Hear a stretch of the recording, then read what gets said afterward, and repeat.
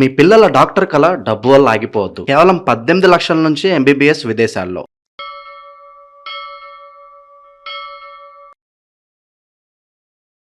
అందరికీ నమస్కారం. ప్రస్తుతం మనతో పాటు ఉన్నారు ప్రముఖ తంత్ర జ్యోతిష్యులు, జ్యోతిష్య రత్న, జ్యోతిష్య సామ్రాట్ డాక్టర్ చింత రుక్మందరరావు గారు. గురుగారితో మాట్లాడతాం. నమస్కారం గురుగారు. మాతృదేవోభవ, పితృదేవోభవ, ఆచార్య దేవోభవ. ఓం నమో మాందేశ్వరాయ నమః. అందరూ బాగుండాలి, అందరికి మంచి జరగాలి. గురుగారు, ఆగస్టు మాసంలో వృశ్చిక రాశి వారికి ఎలా ఉండబోతుందంటారు? ఎలాంటి జాగ్రత్తలు తీసుకోవచ్చు అంటారు? ఆర్థిక పరంగా, ఆరోగ్యపరంగా ఈ మాసం వీరి యొక్క గ్రహ గోచారం ఏంటంటారు?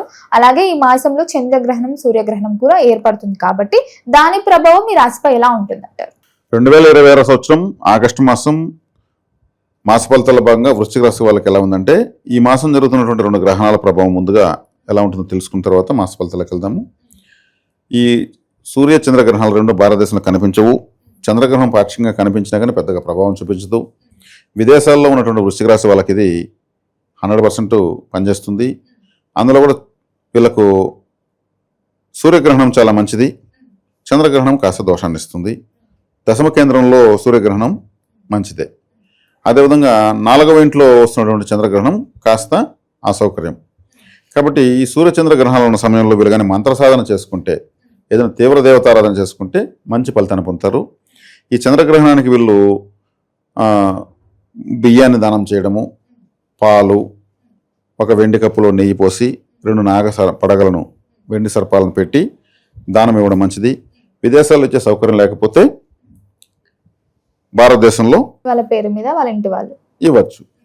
ఇది చేసుకోవచ్చు. గ్రహణానికి ఇది సింపుల్గా ఇదే సరిపోతుంది. తర్వాత వీళ్ళకు రాశ్యాధిపతి అయినటువంటి కుజుడు అష్టమ స్థానంలో ఉన్నాడు. అదేవిధంగా పంచమ స్థానంలో శని వక్రంలో ఉన్నాడు. 4వ ఇంట్లో రాహు ఉన్నాడు. 10వ ఇంట్లో కేతు ఉన్నాడు. రవిగ్రహము 10వ ఇంట్లో ఉంది. 9వ స్థానంలో గురువు, బుధుడు ఉన్నారు.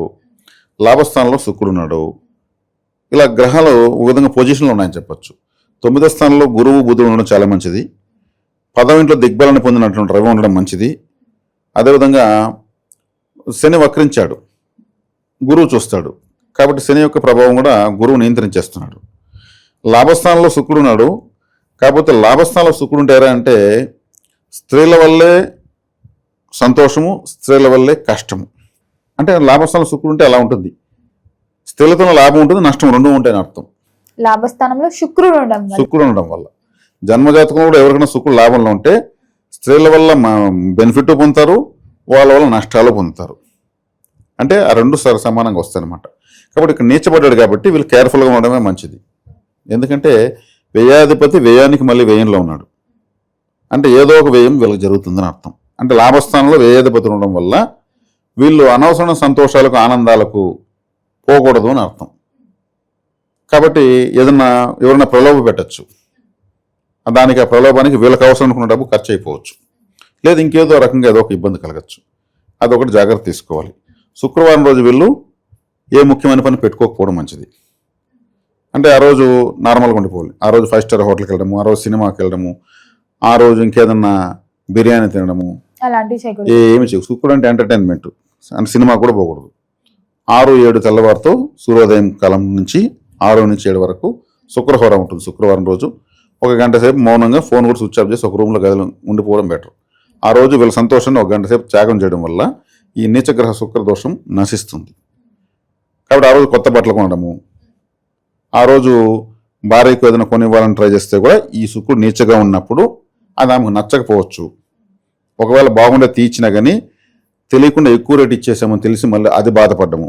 వీళ్ళు నచ్చింది వస్తుంది, చూస్తే 2-3 రేట్లు ఎక్కువ ఇచ్చుంటారు. పక్కింటి అమ్మ వస్తుంది, అయ్యో నేను 100 రూపాయలకే కొన్నాను, మీరు 600 ఇచ్చేసారు అని అప్పుడు అని చెప్పేసి కూడా అక్కడే బాధపడతారు. అయ్యో ఇంకా 3 వచ్చేవే.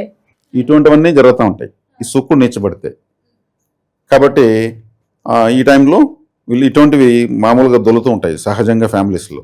ఈ గ్రహం నీచబడడం వల్ల ఈ విధంగా అంటే మంచి వస్తువు కొనుక్కున్నాను సంతోషము, అది ఎక్కువ రేటు పెట్టినామని బాధ అట్లుంటుంది. ఒకటప్పుడు డూప్లికేట్ వచ్చేస్తాయి. అది తెచ్చినాక ఇంటికి వస్తేనే డ్యామేజ్ అయిపోతుంది. అది చూసి షాప్లో మొత్తం 1-4 సార్లు చూస్తే ట్రయల్ వర్షన్ ఇస్తే కరెక్ట్గానే ఉంటుంది. ఇంటికి రాగానే విరిగిపోతుంది. వాడు చూసుకోండి వాపసు లేదు అని చెప్పి మరి ఇస్తాడు. అట్లాంటి ఈ శుక్రుడు అనేవాడు అలా బాధ పెడతాడు.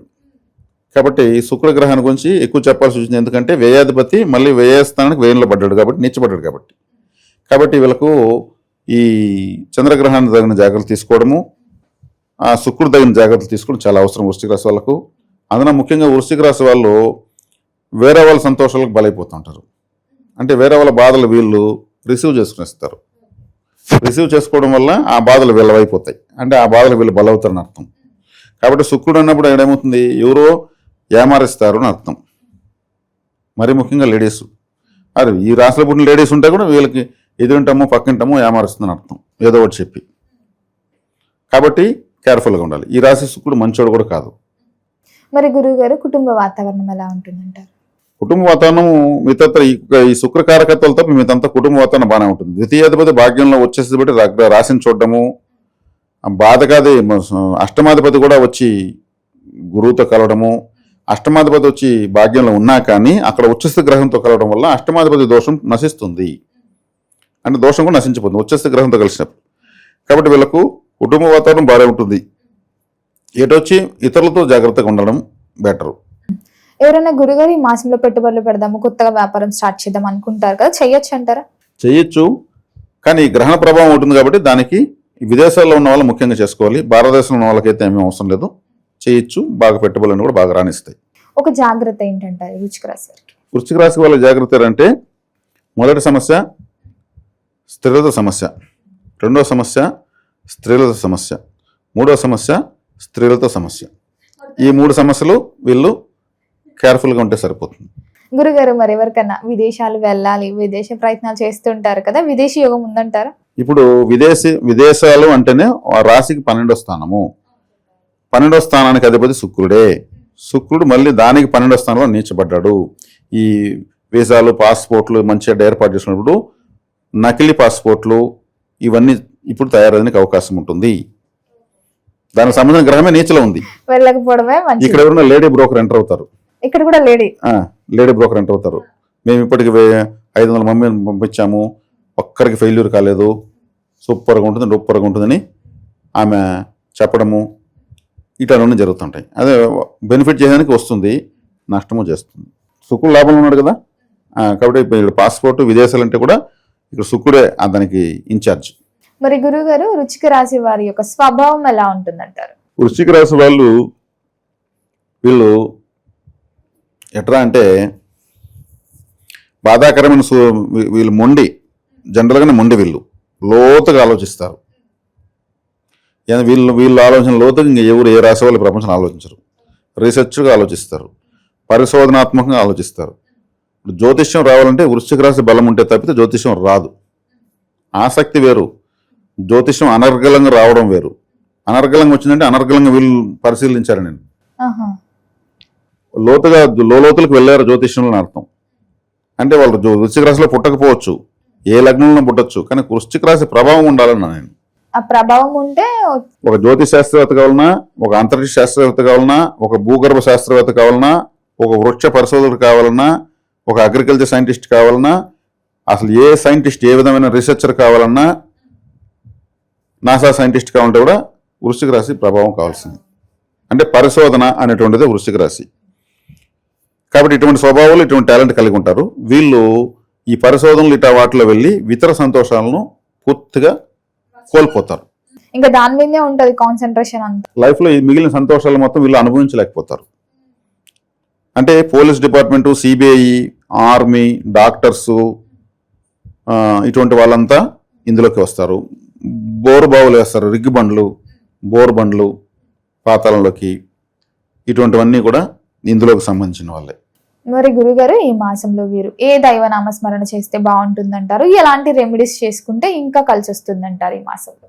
ఈ మాసం వీళ్ళు చేసుకోవాల్సినటువంటి ముఖ్యమైన పరిహారము, గురువు బాగా ఉన్నాడు లగ్నాన్ని చూస్తాడు కాబట్టి చక్కగా వీళ్ళు సుబ్రహ్మణ్య ఆరాధన చేయాలి. సుబ్రహ్మణ్య ఆరాధన ఎందుకు చేయాలంటే ఈ రాశ్యాధిపతి అష్టమంలోకి వెళ్ళాడు. ఈ రాశ్యాధిపతి అష్టమంలోకి వెళ్ళడం వల్ల, దుస్థానంలో ఉండడం వల్ల వీళ్ళు సొంత ఊర్లో ఏమీ ప్రయోగాలు చేయకుండా, సొంత ఊర్లో ఎక్కువగా డీలింగ్స్ పెట్టుకోకుండా ఉండడం మంచిది. ఏదైనా గొడవలు వస్తాయి, ఆ గొడవల కాడికి వెళ్ళి కూర్చోవడము, లేదు నీ తప్పు నీది రైట్ అనడము, దాంట్లో వీళ్ళు విలన్ అయిపోవడము, ఇటువంటివన్నీ జరుగుతాయి. కాబట్టి 8వ స్థానంలో గ్రహం ఉంటే సొంత ఊర్లో వదిలేయాలని అర్థం. కాబట్టి ఈ మాసం వీళ్ళు చక్కగా ఏదో ఒక పని పెట్టుకుని బయట పోతూ వస్తూ ఉండాలి, తప్పించుకోవాలి. ఇది ముఖ్యమైన సూచన. గురుగారు, మొత్తం మీద ఆగస్టు మాసంలో వృశ్చిక రాశి వారికి ఎలా ఉంది, ఎలాంటి జాగ్రత్తలు తీసుకోవాలో తెలియజేసినందుకు ధన్యవాదాలండి. ధన్యవాదాలు.